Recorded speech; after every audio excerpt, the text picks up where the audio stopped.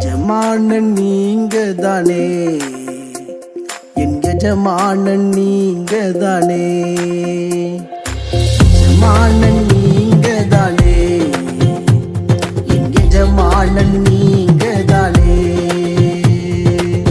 உன் கரத்தையே நோக்கிடுவேன், என்னை என்றும் நீ நடத்தி. ஆண்டவரும் உலக ரட்சகருமாய் இருக்கிற இயேசு கிறிஸ்து நாமத்தினாலே காலை மன்னா நேரலாகி உங்களை இந்த நாளிலே சந்திப்பதிலே அடிமை மிக்க மகிழ்ச்சி அடைகிறேன். ஆண்டவர் சொல்லியபடியே அவர் உங்களை இப்பொழுது இருக்கிறதை பார்க்கிலும் 1000 மடங்கு பெருகும்படி அவர் இயேசு உங்களை ஆஸ்வதிப்பாராக. ஆமென், சோத்திரம். இந்த 2136வது காலை மன்னா நிகழ்ச்சிக்கு உங்களை அழைத்து செல்ல விரும்புகிறேன். அதற்கு முன்பதாக மிக முக்கியமான ஒரு காரியத்திற்காக ஜெபிக்க வேண்டும். அது எதற்கென்று பார்க்கும்போது சபைக்குள் இருக்குதான திருமண வயதிற்கு வந்தும் திருமணம் ஆகாமல் இருக்கிற பெண் பிள்ளைகளுக்காக நாம் அதிகமாய் பாரப்பட்டு ஜெபம் பண்ணுவோம். ஆண்டவர் அற்புதங்களை செய்வாராக. சோத்திரம்.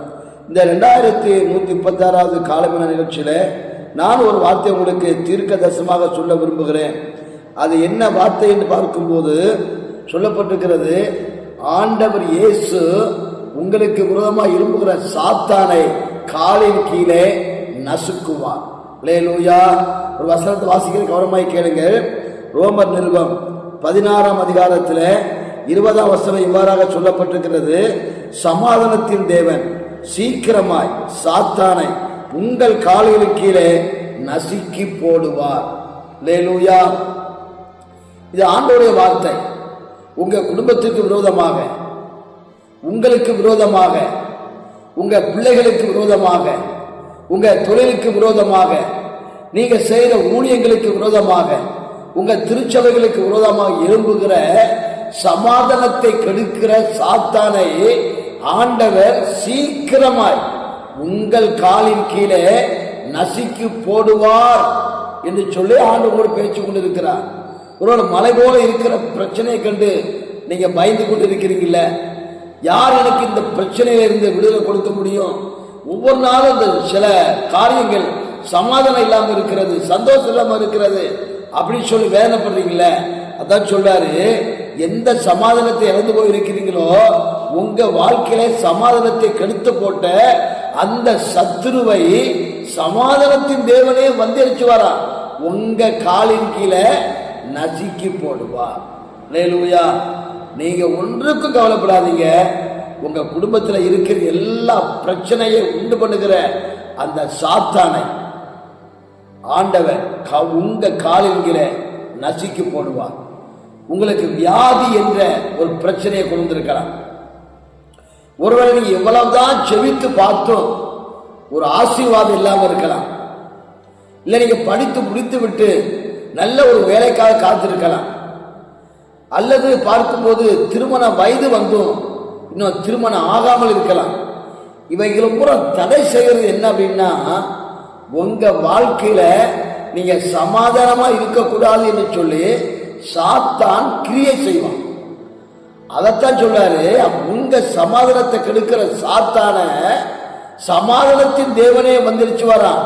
நீங்க பார்க்கிற அளவுக்கு உங்க காலின் கீழேயே அவர் நசுக்கி போட்டு உங்களுக்கு வர வேண்டிய ஆசீர்வாதங்களை அவர் கொடுப்பார்.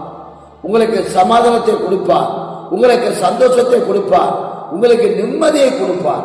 நீங்க எத்தனையோ ஜனங்கள் பாருங்க, தன் வாழ்க்கையில ஒரு சமாதானம் இல்லாம, சந்தோஷம் இல்லாம, நிம்மதி இல்லாம தற்கொலைக்கு நேராக போறாங்கல்ல, அந்த தற்கொலை பண்ண தூண்டுகிற சாத்தானை தான் ஆண்டவர் உங்க காலு கீழே நசுக்கி போடுவார். அல்லேலூயா. ஆண்டவர் வார்த்தை சொல்றாரு அப்படின்னா அப்படி நடக்குமே. நீங்க சில காரியங்களை குறித்து யோசிக்கிறீங்க.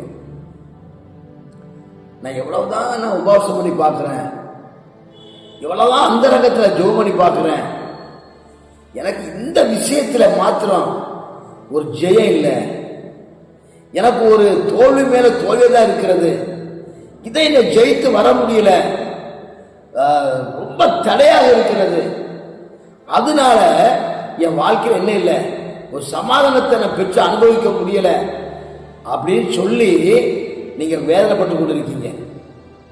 ஆண்டவர் உங்களோட பேச்சு கொண்டு இருக்கிறார்.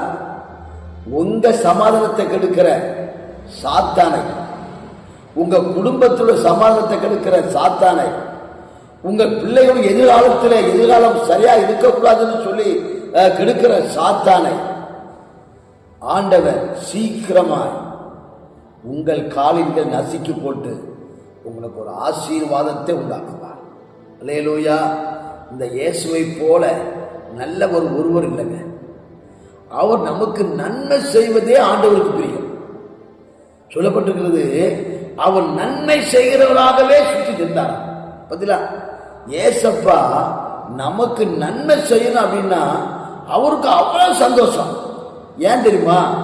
அவருடைய பிள்ளைகள் நாம். ஆகையினால அவர் உங்களை ஒருபோதும் கண்கலங்க விட மாட்டார். அவர் ஒருபோதும் உங்களை திக்கற்றவர்களாய் விடவே மாட்டார். உங்களுக்கு விரோதமாய் எழும்புகிற சத்துருவின் கிரியைகளை அவரே காலின் கீழே உங்களுக்கு முன்னால் நசுக்கப்படுவார். நீங்க சுகமா இருப்பீங்க.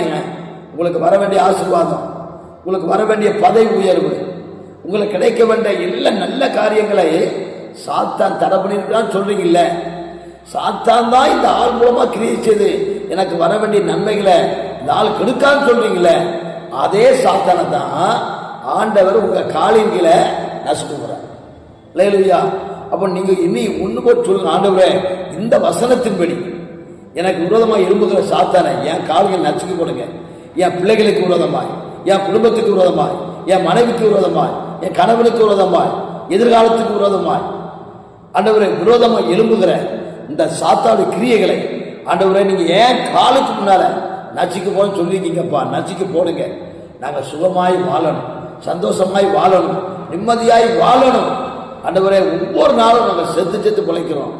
இந்த செய்திக்கு பிறகு உங்க குடும்பத்தில் எவைகள்லாம் உங்களை சின்னாலாக்கி கொண்டிருந்ததோ, எந்தெந்த பிரச்சனைகள்லாம் மலை போல இருந்ததோ, அதை உண்டாக்கின சாத்தானை தான் கர்த்தர் உங்கள் கண்கள் காண உங்கள் காலின் கீழே நசுக்கி போட்டு உங்களை ஆசீர்வாதத்தின் ஊற்றாக மாற்ற போகிறார். அல்லேலூயா. நீங்க ஒரு ஆசீர்வாதத்தின் ஊற்றாக மாறி அநேகருக்கு நன்மை செய்த அளவுக்கு ஆண்டவர் உங்க தலையை உயர்த்த போகிறார். விசுவாசத்தோடு இருங்க, நம்பிக்கையோடு இருங்க. ஆண்டவர் இந்த ரோமர் 16:20 படி எனக்கு உதவி செய்வார்னு சொல்லி நீங்க நம்பி விசுவாசித்து ஜெபம் பண்ணி பாருங்க. இந்த செய்தியை கேட்டு முடிக்கிறதுக்கு முன்னாலேயே உங்க குடும்பத்தில் கிறிஸ்தன் சாத்தானை அவன் நசுக்கி இருப்பான். ஜெபம் பண்ணுவோமா? அன்பின் பரலோக பிதாவே, உம்முடைய குமாரனாக இயேசுவின் நாமத்தில் நன்றியோடு துதிக்கிறோம். ஒவ்வொரு குடும்பங்களில் கிரியை செய்கிற சாத்தானை நீரே காலில் நசிக்க போடுவீரா. இயேசுவின் நாமத்தில் கேட்கிறோம் நல்ல பிதாவே, ஆமென். உந்தனின் சேவை செய்வே எந்த சூழ்நிலையிலும்